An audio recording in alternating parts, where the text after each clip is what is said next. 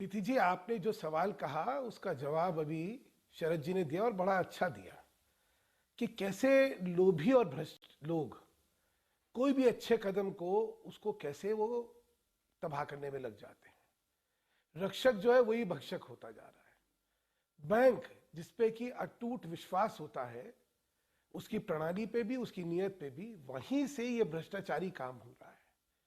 बैंकों ने फर्जी आईडी ले लेके, फर्जी विड्रॉल दिखा दिखा के ये सारा धन जो है लोभ और लालच में लोगों के हाथ में दिया हुआ है।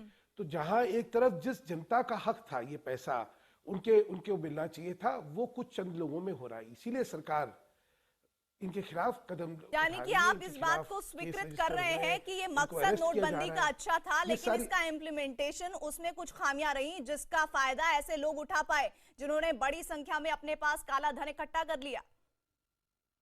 नहीं, ये खामियों से ज्यादा ये एक आपराधिक गतिविधि है। खामियां तो होती है जब व्यवस्था में खामी हो, आपराधिक गतिविधि होना तो एक दूसरी चीज हो गई। ये एक आपराधिक गतिविधि चल रही है, एक आपराधिक मानसिकता से, पैसे के लोभ और लालच से ये लोग जो है गैर कानूनी काम फर्जीवाड़ा कर रहे हैं और फर्जीवाड़ा को रोकने की पूरी इस समय कोशिश चल रही है।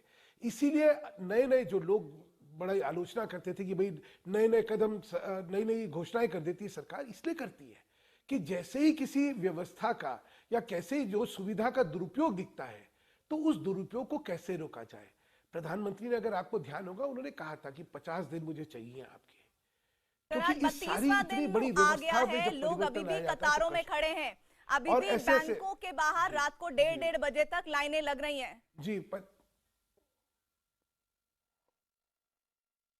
प्रीति जी, मैंने आपसे जैसा कहा कि ये 50 दिन तो मांगे हमने। एक जब नई व्यवस्था बनाई जाती है, एक सुदृढ़ व्यवस्था बनाई जाती है, एक भ्रष्टाचार या कालाधन रहित व्यवस्था, वित्तीय व्यवस्था जब बनाएंगे तो उसके जो कष्ट हैं वो होंगे। इसीलिए प्रधानमंत्री ने जनता से आह्वान करा कि मैं जानता हूं आपका दुख, लेकिन आपसे मैं 50 दिन का सहयोग मांग रहा हूं। हम कर रहे हैं, सुधांशु क्या जी। वित्त मंत्री इसकी जिम्मेदारी लेंगे?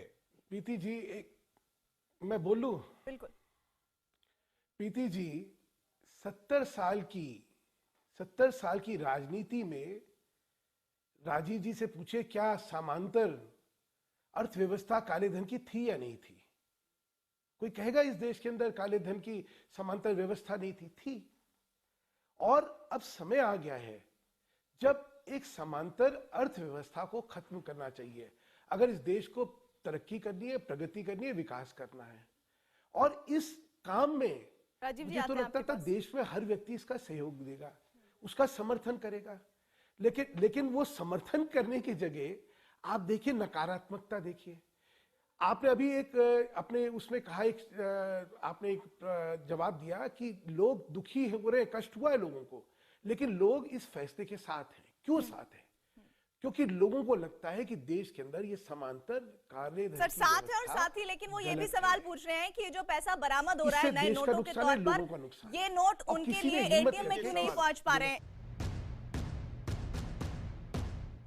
तो इतने बड़े बड़े अमाउंट छोटे लास्ट से सेंटेंस फायदे बोलना के लिए चाहूंगा, आम जनता लास्ट का सेंटेंस बड़ा बोलना नुकसान चाहूंगा। कर दिया है। श्रम ब्यूरो के जो जी, आंकड़े एक हैं 2015 कहावत है, के, उसमें सिर्फ अब मैं बोल लूं, 1,35,000 राजीव जी लोगों आपने को बोल रोजगार दिया। मिला है। राजीव जी और मैं 4 आपसे लाख निवेदन कर लोग दूं, अब तक बेरोजगार हो चुके हैं इस राजीव वजह जी से। मैं बोल लूं, अब क्या करूंगा? जी प्रीति भाई जी, साहब आप बोलिए भाई साहब बोलिए। प्रीति जी एक कहावत है, हाँ प्रीति जी एक कहावत है, काजी जी शहर का अंदेशा। ये सारी अगर आपने वक्तव्य सुना होगा तो सिर्फ जिसमें ना तथ्य है ना जिसके अंदर कोई गुणवत्ता है, लेकिन कोई भी अच्छे निर्णय को सिर्फ क्योंकि विपक्ष का अगर काम है तथ्य नहीं उसकी होंगे निंदा करना, तो तो निंदा मैं करना। डिबेट एक करना चीज छोड़ पे दूंगा सुधांशु जी। अभी राजीव जी ने कहा, मैं कह दूं, राजीव जी मैं बीच में नहीं बोलता, राजीव जी मैं बीच में नहीं बोलता, कृपया मुझे मेरी बात रख लेने दें, बड़ी मेहरबानी होगी आपकी। एक स्पष्टता से समझिए। अभी राजीव जी ने पहले कहा कि अभी तक 4 लाख नौकरियां खत्म हो गई हैं, पहले उन्होंने ये कहा। और अभी अब जो पिछला बयान था उसमें करोड़ों नौकरियां खत्म हो गई थी। तो भैया पहले तय कर लो, कि कितनी नौकरियां आपके हिसाब से खत्म हो चुकी हैं। अभी जो सारा कार्य हुआ उसके तथ्य आए नहीं, उसके प्रभाव क्या हो रहे आ रहे आए राजीव नहीं। जी, आ रहे।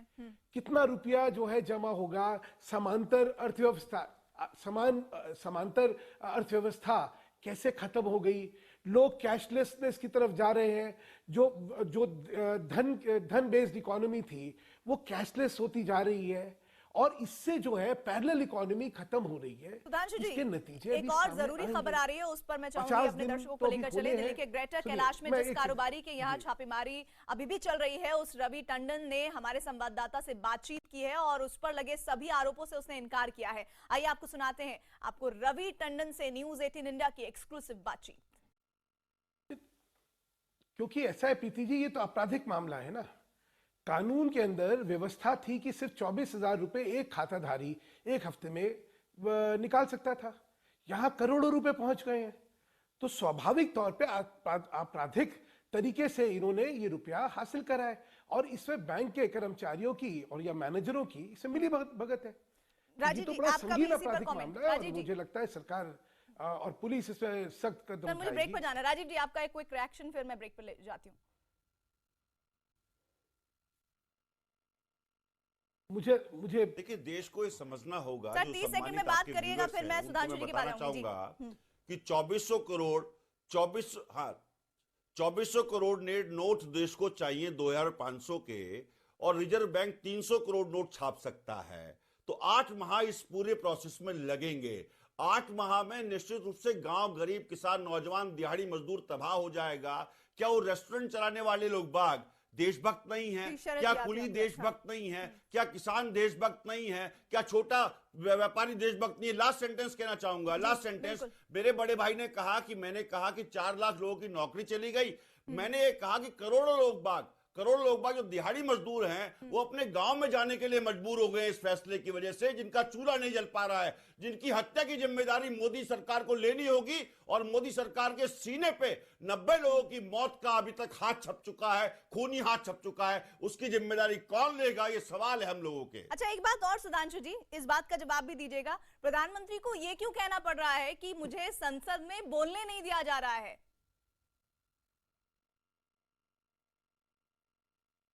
आपने देखा कि संसद में जहां पे बहस होनी चाहिए, प्रधानमंत्री जी के पास जहां बोलने पे के अलावा चर्चा कौन होनी सा काम चाहिए है? थी, वहां पे इन्होंने संसद चलने ही नहीं दी है। अब देखिए, अब मैं बोल लूं, राजीव जी थोड़ा सभ्यता दिखाएं। आप बोलते हैं मैं चुप रहता हूं, तो मेरे को मेरी बात रखने दीजिए। मतलब स्पष्ट है कि क्योंकि विपक्ष मैं तो चुप की हूं ओर भाई से साहब। बोलने के अलावा चर्चा में उनकी रुचि नहीं है। चर्चा, अब देखिए, आप बीच में बोलेंगे तो कैसे काम चलेगा? थोड़ी सभ्यता दिखाएं। प्रश्न क्या है? प्रश्न यह है कि आज जनता तो साथ है, विपक्ष इसलिए जो है इस समय तिलमिला रहा है, आक्रोशित है, कुंठित है, क्योंकि उनको लगता था कि जनता में जो है इसके प्रति आक्रोश आएगा। जनता को असुविधा होने के बावजूद भी आपने खुद ने कहा कि लोग इस फैसले के साथ हैं, क्योंकि ये अकेला फैसला नहीं है, इसके साथ बेनामी कानूनी प्रॉपर्टी का कानून आया है। 10 अलग अलग तरीके के कदम उठाए गए हैं ताकि इस अर्थव्यवस्था में चोरी और काला धन इसको खत्म करा जाए। और हर एक कोई जो देश का हित चाहता है, वो चाहता है कि ये समांतर व्यवस्था ठीक नहीं है। अब इन्होंने कहा कि किसान देशभक्त नहीं है, बिल्कुल देशभक्त है। युवा देशभक्त नहीं है, बिल्कुल देशभक्त है, तभी तो वो सह रहा है। उसको अपनी कष्ट को भी सहने के बाद भी वो मोदी जी के निर्णय के साथ खड़ा हुआ है, क्योंकि वो जानता है कि 70 साल का जो अभिशाप था, जो कांग्रेस ने करा था, वो उस अभिशाप से मुक्ति चाहता है। वो इनके भ्रष्टाचार से मुक्ति चाहता है। मैं नहीं चाहता कि मैं बताऊं कि 2G में क्या हुआ, कॉमनवेल्थ में क्या हुआ, 3G में क्या हुआ, मैं नहीं चाहता। राजीव जी, भ्रष्टाचार से 2 साल में थोड़ी बढ़ा है। मैं जवाब देना चाहूंगा, मैं उसमें नहीं जाना चाह रहा। सुधांशु जी, कम समय मेरे पास। राजीव जी, भारतीय जनता पार्टी के जितने भी मेरे मित्र हैं और मोदी जी से लेकर के भारतीय जनता पार्टी की जो उनके मोदी जी के राग दरबारी हैं, वो एक बात उठाते हैं, 70 साल की बात उठाते हैं।